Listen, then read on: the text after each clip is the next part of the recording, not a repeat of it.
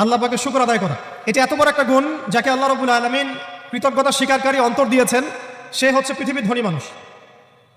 চলতে ফিরতে উঠতে বসতে সবসময় আমরা আল্লাহ পাকের নিয়ামতগুলো স্মরণ করব এবং সবসময় বলতে থাকবো আলহামদুলিল্লাহ, বলতে থাকবো আলহামদুলিল্লাহ। আল্লাহুম্মা লাকাল হামদ হামদান কাসীরান তাইয়িবান মুবারাকান ফীহি কামা ইয়ানবাগী লিজালালি ওয়াজহিক ওয়া আযীমি সুলতানিক। আল্লাহ পাকের শুকরিয়া যে যত বেশি আদায় করবে, আল্লাহ পাক বলেছেন লা ইন শাকারতুম লা আযীদান্নাকুম, তোমরা আমার শুকরিয়া আদায় করো আমি তোমাদের প্রতি আমার নিয়ামতকে বাড়াই দিব। ওয়া লা ইন কাফারতুম ইন্না আযাবি লাশাদীদ, তোমরা যদি আমার অকৃতজ্ঞ হও জেনে রাখো আমার আযাব বড়ই কঠিন। তো উস্তাদগণ লিখেছেন একজন তালেবে ইলমের অবশ্যই শুকর গুজার অন্তর থাকতে হবে। আমাদের উলামায়ে কেরাম করে কথাটা বারবার বলেন যে কলবুন শাকির, শুকর গুজার কৃতজ্ঞতা স্বীকারকারী একটা অন্তর থাকতে হবে। সবসময় চিন্তা করবো আমাকে আল্লাহ কি দিয়েছেন, এটা চিন্তা করবো না আমাকে আল্লাহ কি দেন নাই। আল্লাহ পাক আমাকে সুস্থ রেখেছেন, নিরাপত্তা দিয়েছেন, আমি খাচ্ছি পান করছি। এই যে নিয়ামত, আল্লাহ পাকের যে অগণিত নিয়ামত, এটাকে স্মরণ করা এবং সে অনুযায়ী শুকরিয়া আদায় করা। আল্লাহ পাক সবাইকে শুকরিয়া আদায় করার তৌফিক দান করেন। এই যে চারটা ওজিফার কথা বলা হচ্ছে, এটা কিন্তু থানভীর রহমতুল্লাহি আলাইহি তার যে খলিফা ডক্টর আব্দুল হাই মোহাম্মদ আরেফি রহমতুল্লাহি আলাইহি তাকে দিয়েছিলেন, তিনি তার ছাত্রদেরকে দিয়েছিলেন। এটা আপনারা তাসাউফ আত-তাশাদ্দুদ বইয়ের মধ্যে পাবেন। তো দ্বিতীয় এখানে যে বিষয়টা বলা হয়েছে সেটা হলো সবর করা। জ্ঞান অর্জন করতে হলেও সবর করতে হবে, আল্লাহকে পেতে হলেও সবর করতে হবে, দাওয়াত ও তাবলীগেও সফর করতে হবে, জিহাদের মাঠেও সবর করতে হবে। আমাদের ব্যক্তি জীবনে সবর থাকে, পারিবারিক জীবনে সবর, ব্যবসায় সবর, চাকরিতে সবর। যেটাই আমার মর্জির খেলাফ হচ্ছে তখনই সবর করতে হয়। আর এটা একটু কঠিন, এই কারণে আল্লাহ রাব্বুল আলামিন সবরের সাথে মাইয়াতের ঘোষণা দিয়েছেন। যে ব্যক্তি সবর করবে আল্লাহ তার সাথে থাকবেন ইনশাআল্লাহ। এই জন্য আল্লাহ পাক বলেছেন ইন্নাল্লাহা মাআস সাবিরিন, সবরকারীদের সাথে আল্লাহ পাক আছেন। এটা কঠিন, এই কারণে যখন মর্জির খেলাফ কোনো কিছু হবে তখন আমাদের আলেমগণ বলেন সবসময় পড়তে থাকা যে ইন্না লিল্লাহি ওয়া ইন্না ইলাইহি রাজিউন। এটা মাইয়াতের সাথে খাস দোয়া নয়, এটা শুধু মৃত্যুর সাথে খাস কোনো দোয়া নয়। এটা যখনই সবরের হালত আসবে তখনই পড়তে হয় ইন্না লিল্লাহি ওয়া ইন্না ইলাইহি রাজিউন। কারণ উলাইকা আলাইহিম সালাওয়াতুম মির রাব্বিহিম ওয়া রাহমা ওয়া উলাইকা হুমুল মুহতাদুন, এটা হেদায়েত পাওয়ার মাধ্যমও বটে এবং তাদের সাথে আল্লাহ পাকের রহমত আছে। তো শুকরগুজার অন্তর এবং সবরকারী অন্তর আল্লাহ পাক সবাইকে নসিব করেন, আমিন। 3 নম্বরে উস্তাদগণ বলেছেন তওবা, বেশি বেশি তওবা করতে বলা হয়েছে। চলতে ফিরতে উঠতে বসতে সবসময় আমরা আস্তাগফিরুল্লাহ ওয়া আতুবু ইলাইহি পড়ার অভ্যাস করি। যে যত বেশি তওবা করবে তার হৃদয় তত পরিচ্ছন্ন হবে, গুনাহ মাফ হবে। পরিচ্ছন্ন কলবের মধ্যেই আল্লাহ পাকের নূর এবং মারিফাত নাজিল হবে ইনশাআল্লাহ। অপরিচ্ছন্ন কলবের মধ্যে কিন্তু আল্লাহ নূর নাজিল হয় না। তাই উলামায়ে কেরাম বারবার অন্তত দিনে 100 বার আস্তাগফিরুল্লাহ ওয়া আতুবু ইলাইহি পড়তে বলেন। আল্লাহ পাক আমাদের সবাইকে পড়ার তৌফিক দান করেন। আর 4 নম্বর যেটা এই কিতাবে এসেছে সেটা হচ্ছে ইস্তেআযা, অর্থাৎ ভবিষ্যতের কোনো বিষয়ের জন্য আমাদের যদি আশঙ্কা সৃষ্টি হয়, না জানি এটা আমার উপর বিপদ আসবে কিনা, ভয়, আশঙ্কা, আতঙ্ক, এই বিষয়গুলো যদি আমাদের ভিতরে আসে, অর্থাৎ ভবিষ্যৎ নিয়ে কোনো শঙ্কা, তখন বেশি বেশি আল্লাহর কাছে আশ্রয় প্রার্থনা করতে বলা হয়েছে। পড়তে বলা হয়েছে আউযু বিল্লাহ অথবা আউযু বিকালিমাতিল্লাহি তাম্মাতি মিন শাররি মা খালাক অথবা আউযু বিল্লাহি মিনাশ শাইতানির রাজীম আউযু বিল্লাহিস সামিউল আলিম মিনাশ শাইতানির রাজীম মিন নাফখিহি ওয়া নাফসিহি ওয়া হামজিহি। একবার আমার মনে আছে যে একটা জটিল মাসালা নিয়ে আমরা আমাদের মহতারাম খতিব সাহেব বাইতুল মুকাররমের বর্তমান খতিব সাহেব তার দ্বারস্থ হয়েছিলাম। একটা মুশকিলা দেখা দিয়েছে, একটা দোয়া শিখিয়ে দেন যে দোয়া আমল করলে ইনশাআল্লাহ এটা চলে যাবে। তা আমাকে তিনি পার্সোনালি বলেছিলেন যে এই দোয়াটা যেটা আমি এখন শিখিয়ে দিচ্ছি আপনাকে, এই দোয়াটা জিবরাইল আলাইহিস সালাম রাসূলুল্লাহ সাল্লাল্লাহু আলাইহি ওয়াসাল্লামকে শিখিয়ে দিয়েছিলেন এবং রাসূলুল্লাহ সাল্লাল্লাহু আলাইহি ওয়াসাল্লাম এই দোয়াটা খালিদ বিন ওয়ালিদ রাদিয়াল্লাহু আনহুকে শিখিয়ে দিয়েছিলেন। তো শোনার এবং শেখার খুব আগ্রহ ছিল, তা আমি লিখে নিচ্ছিলাম এবং নোট করছিলাম।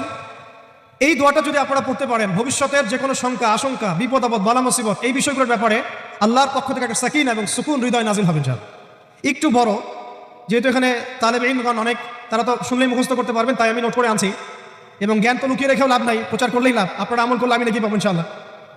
তো এই দোয়াটা হচ্ছে আউযু বিকালিমাতিল্লাহি তাম্মাতিল্লাতি লা ইউজাবিজুহুন্না বাররুন ওয়ালা ফাজির মিন শাররি মা খালাকা ওয়া যারআ ওয়া বারআ ومن شر ما ينزل من السماء وما يعرج فيها ومن شر ما ذرأ في الأرض وما يخرج منها ومن شر فتن الليل والنهار ومن شر طوارق الليل إلا طارقا يطرق بخير يا رحمن। এই দোয়াটার উপর আমল করতে থাকেন, দেখেন ভবিষ্যতের আশঙ্কা দূর হয়ে যাবে ইনশাআল্লাহ। আল্লাহ পাক আমাদের সবাইকে 4টা গুণ হাসিল করার তৌফিক দান করেন। এইগুলো লম্বা কথা বলা যায়, আমি সংক্ষিপ্ত করে বললাম যে আল্লাহ পাক আমাদেরকে জীবনের উদ্দেশ্যটাকে ফিক্স করার তৌফিক দান করেন, যে আমরা পৃথিবীতে এসেছি আল্লাহর ইবাদত করতে এবং তার দিন কায়েম করতে। এবং এই মিশনে আমাদের প্রথম দরকার হচ্ছে দ্বীনি ইলম অর্জন করা, এবং এটা একটা লম্বা সিলসিলা, এই ব্যাপারে তাড়াহুড়ো না করা।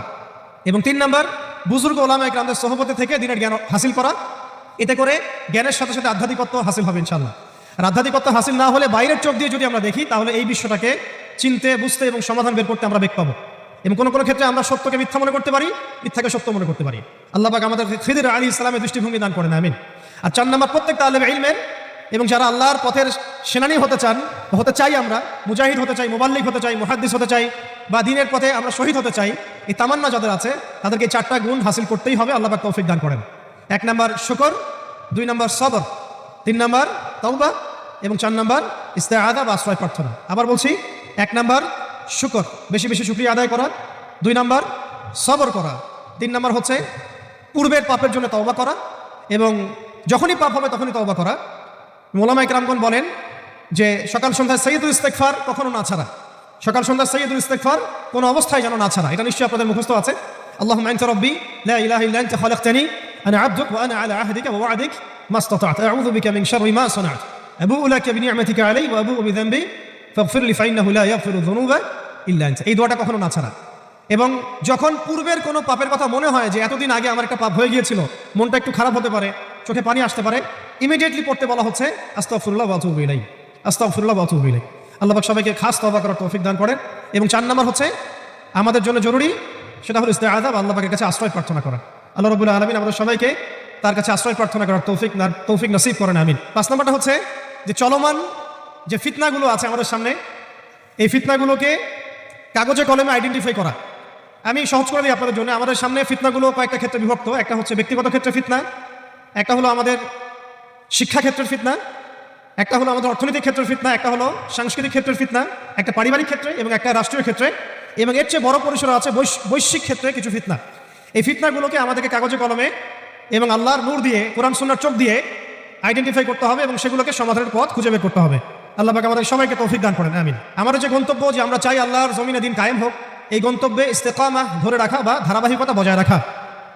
এমন যেন না হয় যে আমাদের কিছুদিনের কাজ খুব গতিসম্পন্ন হচ্ছে এবং বাকি কাজ মন্থর হচ্ছে, এমনটা যেন না হয়। সিরাতের সুন্নতে নবী সাল্লাল্লাহু আলাইহি ওয়াসাল্লাম যেভাবে দীর্ঘ 23 বছর তার দাওয়াত এবং জিহাদের মিশন চালিয়েছেন, এইভাবে আমরা যেন আমাদের এই গন্তব্যটাকে হাসিল করতে পারি এবং সবর বজায় রাখি, ইস্তেকামা ধরে রাখি, আধ্যাত্মিকতা ধরে রাখি এবং যা জানি তার উপর আমল করার চেষ্টা করি, সুন্নাহ ভিত্তিক জীবনযাপন করার চেষ্টা করি। আল্লাহ পাক সবাইকে তৌফিক দান করেন, আমিন। যদি রিজিকটা আমাদের হালাল না হয়, তাহলে এই যে এত বড় বড় কথা বলছি বা এত বড় স্বপ্ন দেখছি, এগুলো কিন্তু ভাই আসলে বাস্তবায়ন করা খুব কঠিন হবে। কোনো কোনো ক্ষেত্রে হয়তো সম্ভব হবে না। ইন্নাল্লাহা তাইয়্যিব লা ইয়াকবালু ইল্লা তাইয়্যিব। আল্লাহ পাক পবিত্র, তিনি পবিত্র ছাড়া কিছু কবুল করেন না। আর এখন রিজিকের মধ্যে যত ফিতনা, সুদের ফিতনা আছে, ঘুষের ফিতনা, দুর্নীতির ফিতনা, কাগজের টাকার হারামের কিছু ফিতনা চলে আসছে, এর ভিতরেও ক্রিপ্টোকারেন্সির ফিতনা আসতেছে সামনে। এছাড়া আছে আমাদের মার্কেটের সিন্ডিকেট, পণ্য মজুত করা, বাপে কম দেয়া, মানে হারাম খাওয়ার যতগুলো অপশন আছে, আমার মনে হয় এই জামানায়, এই যুগে এটা সবচেয়ে বেশি উন্মুক্ত আমাদের সামনে। তো হারাম খাওয়া সহজ, হালালে চলা একটু কঠিন, তবে হালাল খাওয়াটা অসম্ভব নয়। আল্লাহ পাক সূরা তালাকের মধ্যে বলেছেন, ওয়া ইয়াত্তাকিল্লাহা ইয়াজআল লাহু মাখরাজা। যে ব্যক্তি আল্লাহকে ভয় করে, আল্লাহ পাক তার জন্য রাস্তা বের করে দেন। ওয়া ইয়ারযুকহু মিন হাইসু লা ইয়াহতাসিব। এবং এমন উৎস থেকে আল্লাহ পাক তাকে রিজিক দেন যা সে কখনো কল্পনাও করে নাই। আল্লাহ পাক আমাদের সবাইকে হালাল খাবার তৌফিক দান করেন, আমিন। প্রত্যেককে কমপক্ষে পার্ট টাইম দাওয়াতের কাজ করতে হবে। দাওয়াত এবং তাবলীগের কাজটা এটা এখন আমভাবে সকলের উপর বর্তিয়ে গিয়েছে। এটা ব্যাপারটা এমন নয় যে ওলামায়ে কেরামগণ দাওয়াতের কথা বলবেন, তাবলীগের কথা বলবেন, আমাদের উপর কোনো জিম্মেদারি নাই। ব্যাপারটা কিন্তু এমন নয়। আমাদের প্রত্যেককে সৎ কাজে আদেশ করতে হবে, অসৎ কাজে নিষেধ করতে হবে। এবং আপনারা তো সবাই জানেন, হুযায়ফা রাদিয়াল্লাহু আনহু থেকে যে হাদিসটা বর্ণিত হয়েছে, সহিহ মুসলিম শরীফে এসেছে, যে যদি আমরা সৎ কাজে আদেশ না করি, অসৎ কাজে নিষেধ না করি, তাহলে আল্লাহর পক্ষ থেকে বিপদ আপদ, বালা মুসিবত, গজব আসবে। এই সময় ওই কম দোয়া করবে, কিন্তু এই দোয়া আল্লাহর দরবারে কবুল হবে না। তাই আল্লাহ রাব্বুল আলামিন আমাদের সবাইকে সৎ কাজে আদেশ করার তৌফিক দান করেন, অসৎ কাজে নিষেধ করার তৌফিক দান করেন, হালাল খাওয়ার তৌফিক দান করেন এবং দাওয়াত ও তাবলীগে সবাইকে এই মেহনতে যুক্ত থাকার তৌফিক দান করেন। প্রথম আমাদেরকে আমাদের জীবনের উদ্দেশ্যটাকে ফিক্স করতে হবে। আমরা পৃথিবীতে কি উদ্দেশ্যে এসেছি, এই উদ্দেশ্যটাকে বোঝা এবং সেই অনুযায়ী আমল করা, এটা হলো আমাদের জীবনের প্রথম কাজ। তো উপস্থিত তারুণ্যের প্রতি আমার প্রথম আজকের নাসিহাত, যে আমরা যেন আমাদের জীবনের লক্ষ্য এবং উদ্দেশ্যটাকে উপলব্ধি করতে সক্ষম হই। আল্লাহ পাক সবাইকে তৌফিক দান করে দেন। এ বিষয়ে দুটো কথা আলোচনা করতে চাই। একটা তো আল্লাহ পাক সূরাতুজ যারিয়াতের মধ্যে বলেছেন, বা'দা আউযু বিল্লাহি মিনাশ শাইতানির রাজীম, ওয়া মা খালাকতুল জিন্না ওয়াল ইনসা ইল্লা লিয়াবুদুন। আমি জিন জাতি এবং মানব জাতিকে শুধুমাত্র আমার ইবাদত করার জন্যই সৃষ্টি করেছি। তো এখান থেকে আমরা বুঝতে পারছি যে এই পৃথিবীতে আল্লাহ পাক আমাদেরকে পাঠিয়েছেন শুধুমাত্র তার ইবাদত করার জন্যই। আর এটা আল্লাহ পাকের অনেক বড় দয়া যে আল্লাহ রাব্বুল আলামিন আমাদের ব্যক্তিগত কাজ, অর্থনৈতিক কাজ, আমাদের ব্যবসা বাণিজ্য, পরিবার, স্ত্রী সন্তান, মুআমালাত, মুআশারাত, এগুলোকে ইবাদতের মধ্যে অন্তর্ভুক্ত করেছেন, যদি আমরা কয়েকটা শর্ত পূরণ করতে পারি। কাজগুলো যদি আল্লাহ পাকের সন্তুষ্টির জন্য হয় এবং রাসূল সাল্লাল্লাহু আলাইহি ওয়াসাল্লামের তরিকা মোতাবেক হয় এবং রিজিক যদি হালাল হয়, ইনশাআল্লাহ তাআলা স্ত্রীর মুখে অন্ন তুলে দেওয়াও নেকির কাজ বলে গণ্য হবে ইনশাআল্লাহ। তো এই পৃথিবীতে এসেছি আমরা দুটো উদ্দেশ্য নিয়ে। একটা হলো আল্লাহ রাব্বুল আলামিনের ইবাদত করা, যেমনটা আমরা বললাম ওয়া মা খালাকুল জিন্না ওয়াল ইনসা ইল্লা লিয়াবুদুন। আরেকটা উদ্দেশ্য আছে আমাদের পৃথিবীতে আসা, সেটা হচ্ছে আল্লাহ রাব্বুল আলামিনের জমিনে আল্লাহ পাকের দিনটাকে কায়েম করা বা বাস্তবায়ন করার চেষ্টা করা। এই ব্যাপারে আল্লাহ পাক আমাদেরকে স্পষ্ট আদেশ দিয়েছেন। সূরা আল ইমরানেও বলেছেন কুনতুম খায়রা উম্মাহ উখরিজাত লিন-নাস তা'মুরুনা বিল মা'রুফ ওয়া তানহাউনা 'আনিল মুনকার ওয়া তু'মিনুনা বিল্লাহ। ঠিক একইভাবে আল্লাহ রাব্বুল আলামিন সূরা মুহাম্মাদের মধ্যেও বলেছেন ইন তানসুরুল্লাহ ইয়ানসুরকুম ওয়া ইউসাব্বিত আকদামাকুম। তোমরা যদি আল্লাহর দ্বীনকে সাহায্য করো, আল্লাহকে সাহায্য করো, তাহলে আল্লাহ পাকও তোমাদেরকে সাহায্য করবেন। ওয়া ইউসাব্বিত আকদামাকুম, তোমাদের পা আল্লাহ পাক শক্ত করে রাখবেন। আর ওয়া ইন তাতাওয়াল্লাউ ইয়াস্তাবদিল কওমান গায়রাকুম, আর তোমরা যদি মুখ ফিরিয়ে নাও, পৃষ্ঠ প্রদর্শন করো, তাহলে জেনে রেখো আল্লাহ পাক অন্য কওমকে তোমাদের স্থলাভিষিক্ত করবেন এবং তারা তোমাদের মতো হবে না। এই আয়াতগুলো থেকে আমরা বুঝতে পারছি যে আল্লাহ রাব্বুল আলামিনের জমিনে তার দিন কায়েম করা, তার দিনের সহযোগী হওয়া, দিন একামতে দিনের কাজ করা, দিন প্রতিষ্ঠার জন্য কাজ করা, এটা আমাদের পৃথিবীতে আসার অন্যতম একটা উদ্দেশ্য। তাই আমি তরুণ ভাইদেরকে হৃদয়ের অন্তঃস্থল থেকে অনুরোধ করব, জীবনের উদ্দেশ্য সম্পর্কে আমরা সচেতন হই। আমরা পৃথিবীতে শুধু খেলতামাশা করতে আসি নাই, সময় নষ্ট করতে আসি নাই, শুধু চাকরির পিছনে ছুটতে আসি নাই, ব্যবসার পিছনে ছুটতে আসি নাই। আমাদের এই পৃথিবীতে আসার একটা উদ্দেশ্য আছে, একটা মোটিভ আছে, সেটা হলো নিজে আল্লাহর ইবাদত করব এবং আল্লাহর দিন এর তাবলীগ, দাওয়াত এবং জিহাদে অংশ নিব, যাতে করে আল্লাহর জমিনে আল্লাহর দিন কায়েম হয়। আল্লাহ পাক আমাদের সবাইকে মকবুল কাফেলায় শামিল করেন, আমিন। দ্বিতীয় যে বিষয়টি আমি বলতে চাই সেটা হলো এই যে মহান একটা মিশন নিয়ে আমরা পৃথিবীতে এসেছি, এটাকে বাস্তবায়ন করতে হলে আমাদেরকে ইলম অর্জন করতে হবে। ইলম অর্জন না করে যদি আমরা কোনো কাজ করতে যাই, সেখানে উপকারের জায়গায় ক্ষতি বেশি হতে পারে। এবং দ্বীনের ইলম একা একা হাসিল করা যায় না, অবশ্যই বরেণ্য এবং মুহাক্কিক উলামায়ে কেরামের সোহবত জরুরি। এই বিষয়টা আমরা অনেকে বুঝতে পারি, অনেকে পারি না। খাস করে যারা জেনারেল ব্যাকগ্রাউন্ড থেকে আমরা উঠে আসছি, অনেকে দেখা যায় দিন আমরা শিখতে চাই ঠিকই, লেখাপড়াও করি, বই পুস্তক পড়ি, অনেকে আরবিও ভালো বলতে পারেন, কিন্তু উলামায়ে কেরামদের সোহবত এবং সান্নিধ্য নেই। এই বিষয়টা এতটা ক্ষতিগ্রস্ত, এতটা ক্ষতির কারণ যে নেক্সট রোতে মানুষ ধোঁকা খেতে পারে। এই ইলমের তো দুটো শাখা আছে, একটা দুনিয়াবি জ্ঞান, একটা দ্বীনি জ্ঞান। তো দুনিয়াবি জ্ঞানের জন্য এই বিষয়টাকে আমি শর্ত বলে মনে করছি না, কিন্তু দ্বীনি ইলম অর্জনের জন্য অবশ্যই একজন বরেণ্য মুহাক্কিক উলামায়ে কেরামের সোহবত অবশ্যই জরুরি। এবং দ্বীনি ইলমের বিষয়টা শুধু কিতাবের মধ্যেই সীমাবদ্ধ নয়। কিতাব আমাকে একটা ক্লাসিক্যাল আলেম হওয়ার পর্যায়ে পর্যন্ত নিয়ে যায় ঠিকই, কিন্তু আল্লাহকে চিনতে হলে, আল্লাহকে পেতে হলে, আল্লাহর মারেফত হাসিল করতে হলে একটা আধ্যাত্মিক জ্ঞানের প্রয়োজন আছে। এই জ্ঞানটা আপনি কিতাবের মধ্যে পাবেন না। এটাকে হাসিল করতে হলে অবশ্যই আল্লাহওয়ালা বুজুর্গ মানুষদের সোহবতে আসতে হবে। ঠিক যেমন নবী মুসা আলাইহিস সালামকে আল্লাহ রাব্বুল আলামিন বলেছিলেন তোমার চেয়েও জ্ঞানী মানুষ পৃথিবীতে আছে। সূরা কাহফে বিস্তারিত ঘটনা আছে, এতটা বলার সময় এখানে নাই, আপনারা পড়ে নিতে পারবেন। মুসা আলাইহিস সালাম যুগ যুগ সফর করেছেন সেই ব্যক্তিকে পাওয়ার জন্য যাকে আল্লাহ রাব্বুল আলামিন তার পক্ষ থেকে খাস করে জ্ঞান দিয়েছেন। সেই ব্যক্তির নাম খিদর আলাইহিস সালাম। তিনি এমনভাবে এমন কিছু দেখছেন খিদর আলাইহিস সালাম যেটা মুসা আলাইহিস সালাম বুঝতে পারছেন না। মুসা আলাইহিস সালাম নবী হওয়ার পরে বুঝতে পারছিলেন না কেন নৌকা ফুটা করা হচ্ছে, কেনই বা বাচ্চাটা করা হলো, আর কেনই বা দেয়ালকে নির্মাণ করা হলো। খিদর আলাইহিস সালামকে আল্লাহ রাব্বুল আলামিন এমন আধ্যাত্মিক জ্ঞান দিয়েছিলেন, আল্লাহর মারিফত দিয়েছেন, তিনি এমন কিছু দেখতে পাচ্ছেন দূর পর্যন্ত যেটা মুসা আলাইহিস সালাম বুঝতে পারছেন না। হাদিসের মধ্যে তো এটাও এসেছে, সেদিন যদি মুসা আলাইহিস সালাম এত প্রশ্ন না করতেন তাহলে হয়তো আরো অনেক জ্ঞান জানা যেত, কামা ক্বালা আলাইহিস সালাম। এই কারণে আমি তরুণ প্রজন্মকে নসিহত করতে চাই, দিনই ইলম অর্জন করছি, মাশাআল্লাহ, বই পুস্তক করছি, অনেকে অনেক প্রতিষ্ঠানেও পড়ছেন, তবে অবশ্যই মাথার উপরে মুরব্বী উলামায়ে কেরামদেরকে রাখতে হবে। এটা ব্যতীত যদি আমরা দিনের কাজ করতে চাই, কথা বলতে চাই, বা দিনের কোনো দাওয়াত তাবলীগ বা বিষয়ে আমরা ফিকির করি, সেখানে আমরা নিজেরাও বিভ্রান্ত হতে পারি, মানুষকে বিভ্রান্ত করতে পারি। তাই এটা হচ্ছে আমার দ্বিতীয় নসিহা আমাদের তরুণ ভাইদের প্রতি। আল্লাহ পাক আমরা সবাইকে বরেণ্য উলামায়ে কেরামদের সোহবত নসিব করেন, আমিন। আমরা এখন অনেকেই অনলাইন কেন্দ্রিক চিন্তাভাবনা করি, অনলাইনে কে কত ভাইরাল, কার কত ভিউজ বেশি হয়, হ্যাঁ, কার ফ্যান ফলোয়ার্স কত বেশি, এগুলো আমাদের কাছে এখন হকের মানদণ্ড হয়ে গেছে, অনেকের কাছে, সবার কাছে নয়। তো এটা একটা মুসিবত, এটা খাসারা।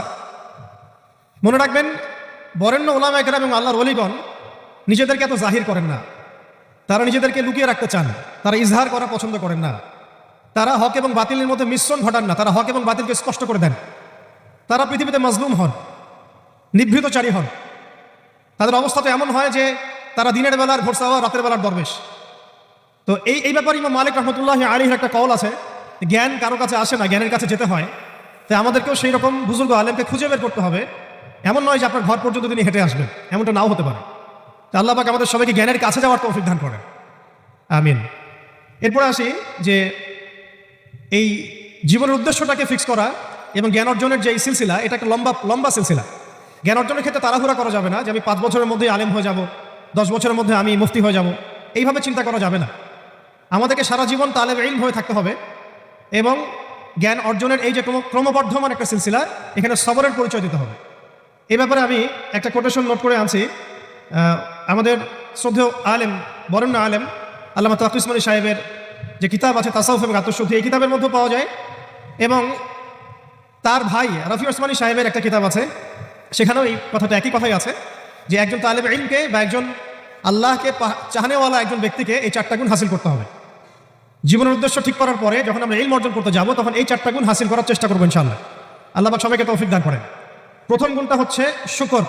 আর সর্বশেষ যে কথাটা বলতে চাই সেটা হলো এই দিন কায়েমের যে স্বপ্ন, এই স্বপ্নে আমাদের সবার দাওয়াতের সাথে জিহাদের তামান্না থাকতে হবে, শাহাদাতের মৌতের তামান্না থাকতে হবে। আমি আবারও রিপিট করছি, এই মিশনে আমাদের সবাইকে দাওয়াত এবং তাবলীগের সাথে জিহাদের তামান্না এবং শাহাদাতের তামান্না থাকতে হবে। হাদিসে স্পষ্ট এসেছে, যে ব্যক্তি জিহাদ করে না বা জিহাদের আকাঙ্ক্ষাও করে না, যে ব্যক্তি জিহাদ করে না এবং জিহাদের আকাঙ্ক্ষাও কখনো করে না, সে ব্যক্তি যেন মুনাফিকের মৃত্যুর একটা শাখার উপর মৃত্যুবরণ করলো। আল্লাহ পাক আমাদের সবাইকে নেফাকি থেকে হেফাজত করেন, আমিন। সম্মানিত উপস্থিতি এবং আমার সামনে উপবিষ্ট তরুণ প্রজন্মের দিনী ভাইরা, এই 10টা কাজ যদি আমরা করতে পারি, আমরা আশা করি এই 10টা কাজের সমন্বয় হলে আস্তে আস্তে হলেও আমরা ইনশাআল্লাহ তাআলা অচিরেই বাংলার জমিনে পরিপূর্ণ দিন কায়েম বলতে আমরা যা বুঝি, আল্লাহর জমিনে আল্লাহর দিন প্রতিষ্ঠা এবং শরিয়া বিধান প্রতিষ্ঠা, এটা কোনো অসম্ভব বিষয় নয় এবং এটা কোনো সময় সাপেক্ষ বিষয় হবে না ইনশাআল্লাহ। আল্লাহ পাক আমাদের সবাইকে 10টা কাজ করার তৌফিক দান করেন।